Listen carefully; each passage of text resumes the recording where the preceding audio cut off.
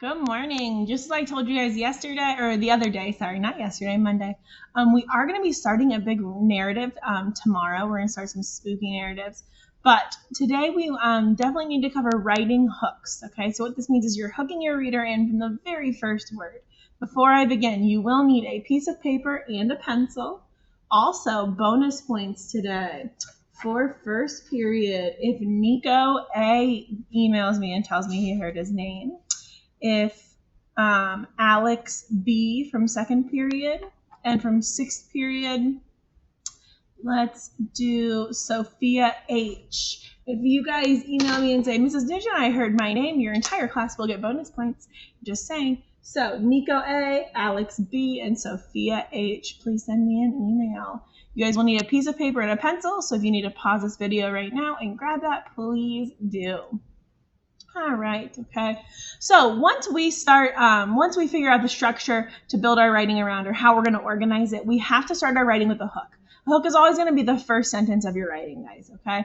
And it really, I always do this visual, it hooks your reader in, okay? We've all read boring writing, and it's not fun, okay? We want to be exciting writers, and you can do that from the very first sentence, okay? So I want you to avoid some of these leads, okay? We are in fifth grade, and if I read one more paper that says, hi, my name is Sean, and I want to tell you about a spooky story, I'm going to cry. We don't do that. I don't need to know who you are. Your name's on the paper. I know you guys. Don't introduce yourselves, okay? Don't say, this paper is a report about, okay? How about you just write the paper? Don't tell me what it's about, okay? Write the story. I will know it's a story. Hello. In this paper, I will write about the same thing, okay? Do you like California? I do. Let me tell you why. You're not a game show host, okay? There are way more exciting ways to start your writing, okay? Don't sit here and introduce yourself or tell me, this is what I'm going to write about. Just write about it, okay? You're not a game show host. Don't introduce it like that. So what we're going to do is there is a video I'm going to play. I'm hoping that the sound works. If not, I will post these slides on Buzz so you can click it there and listen to it. Okay, so if it doesn't work here, but I just want you to listen to the very beginning of this book. Okay, it's called Surprising Sharks. Yes, I know it's a little kid book, but it has the greatest hook. Okay, so I just want you guys to listen. Just kidding. You're swimming in the warm blue sea. What's the one word that turns your dream into a nightmare? What's the one word that makes you think of a giant, man-eating killer? Shark! It is the best hook, okay? So if you couldn't hear that, all right, basically what it says is, you're swimming in the deep blue sea. What is the one word that can turn your dream into a nightmare, okay? And then it goes on, it calls them sharks man-eaters, and they yell, shark, okay? That hooks you in. You feel that suspense, like, oh my God, I can't believe it, all right? If I'm floating in a sea, I don't want to hear the word shark, okay? I'm swimming the other way, right? I'm scared. That is an excellent hook, and that's what you guys want to do, okay? Here's some other examples of the best hooks in children's literature, like ever, okay? Notice how these just hook you in. These are the very first words of these pieces of literature. So in Charlotte's Web, we have, where's Papa going with the axe? I don't know where. What's he doing, right? We have all these questions. It's some dialogue there. In the book Feed by M.T. Anderson, we went to the moon to have fun, but the moon turned out to completely suck. Why? Why does it suck? Oh my gosh. Oh, obviously we're in the future. Okay, I have so many questions, right? Okay, Holes by Louis Sachar. There is no lake at Camp Green Lake. Don't you have so many questions from that? The Voyage of Don Treader. There was a boy called Eustace Clarence Scrubb, and he almost deserved it. Okay. Seven Wonders, the Colossus Rises. On the morning I was scheduled to die, sorry, I have to move my video. A large barefoot man with a bushy red beard waddled past my house, okay? Then we have the Sisterhood of the Traveling Pants. Once upon a time, there was a pair of pants. I will tell you guys that Once Upon a Time is overly used, but this one, it kind of like puts a little spin on it, so I liked that one, okay? Diary of a Wimpy Kid. First of all, let me get something straight. This is a journal, not a diary. Isn't that like the perfect introduction to Greg Heffley? Kind of sassy, kind of funny, just saying, okay? A Wrinkle in Time. It was a dark and stormy night, okay? So really a good description of part of the setting. Harry Potter, you know, this is one of my favorite, okay? Mr. and Mrs. Dursley of number 4, Privet Drive, were proud to say they were perfectly normal. Thank you very much. If you've read the book, you know that it only gets better from there. We have the best, worst Christmas pageant ever, okay? The Herdmans were absolutely the worst kids in the history of the world. Why? What do they do, right? I need to hear more about these kids. The True Confessions of Charlotte Doyle. This is probably my favorite, actually, on here. Excellent book if you love historical fiction and mystery.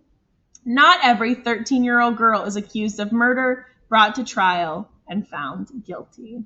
Okay. Then we have The Bad Ending, a series of unfortunate events. If you are interested in stories with happy endings, you better be off reading some other book. Okay. Kind of hints to what's to come. All right, so there's a couple different strategies on how you can hook your readers in. Give me one second. Okay. The first and the easiest one is always the question. Have you ever gone to the swimming pool? Okay. Next, we have onomatopoeia. This is where we use those sound words, okay, at the beginning. See, this one says, splash, I dove into the pool feet first. I will tell you, onomatopoeia is a good one for spooky narratives, and we'll talk about that a little bit. Dialogue. So when we're writing a narrative, we're going to have characters. So dialogue is the perfect one for this, okay? So from the very first word, your characters will be talking. I want to go swimming, he yelled, okay? You might want to make it a little bit more exciting, but dialogue is definitely a good one for narratives. Describing the setting. Another great one for narratives, okay? There we have the crisp blue water of the pool sparkled. You're going to give some details and some sensory words like we've talked about the setting, okay? That is a great hook and an easy way for us to really set the tone with our spooky narratives, and I'll explain how to do that in a little bit. You can start with the fact that this is more of an informational writing strategy. So children need to practice to learn how to swim, all right? You could also do funny. A belly flop is one way to do it, all right? The best ones for our spooky narratives are going to be onomatopoeia, dialogue, and setting, though. For any narratives, those are going to be your best, okay? Later this year, when we get into informational writing, question and fact will be really our ones that we really stick with. But for right now, onomatopoeia, dialogue, and setting are our best ones, okay? All right.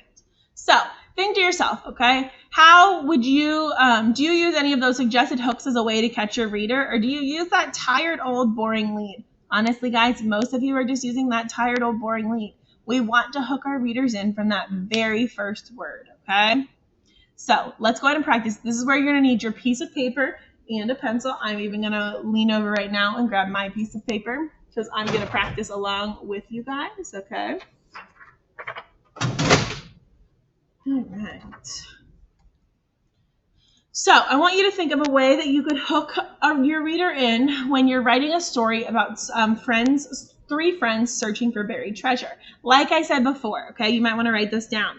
The best ways to do that are onomatopoeia for narratives, dialogue between your characters, and setting, okay? A really good description of your setting.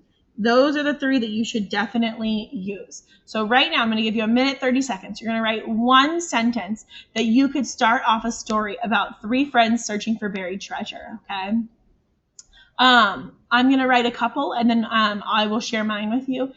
If you need more time, okay, I'll probably only let this run for about 30 seconds, but if you need more time, just pause the video, okay? Don't forget, you're at home, you just pause the video, super easy, okay? So you're writing a hook, one sentence. It would go at the very beginning of your story, and the goal is to hook your reader in, don't forget, from that very first word. So think, okay, do I want to use onomatopoeia? Is there a sound word that could go with this?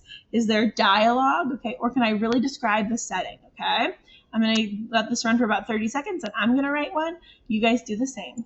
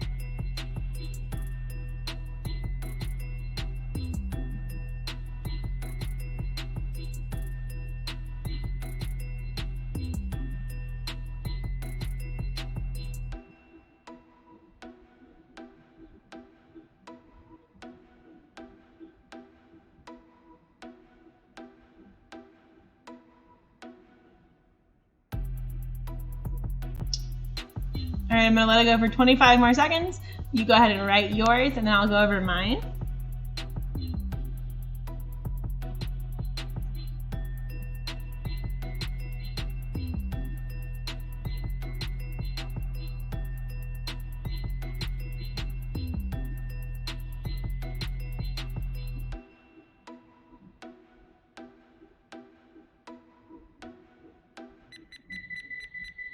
All right. So what I wrote, listen to this. Okay. So I was very inspired by The Goonies. Okay. Because buried treasure, right?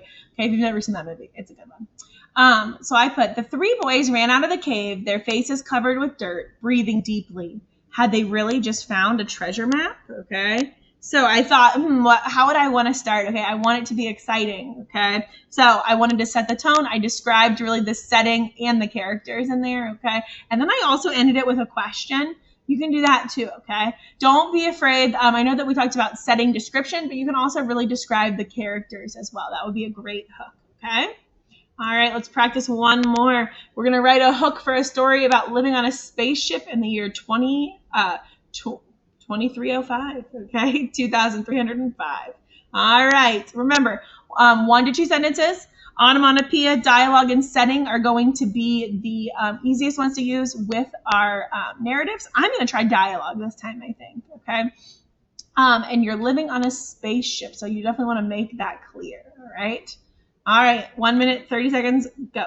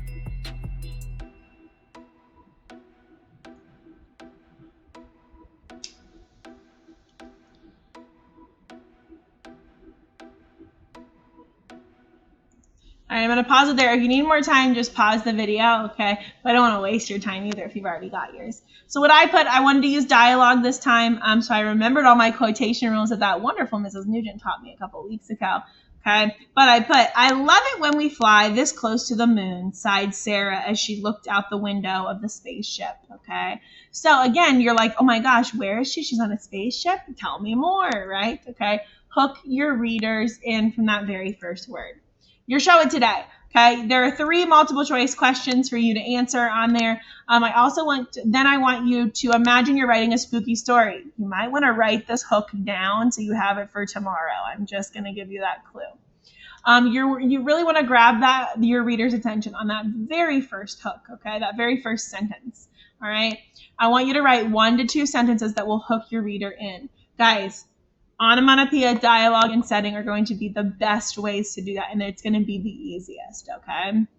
I know I won't see you guys until Monday. However, please, please, please at least get this hook written, okay? So that I can help you guys develop the rest of your story. Nico, Alex, and Sophia, don't forget to email me for bonus points. If you guys have any questions, I do have office hours today, which is Thursday, November 5th from 10:30 to 11. If not, send me an email, okay? Bye, guys.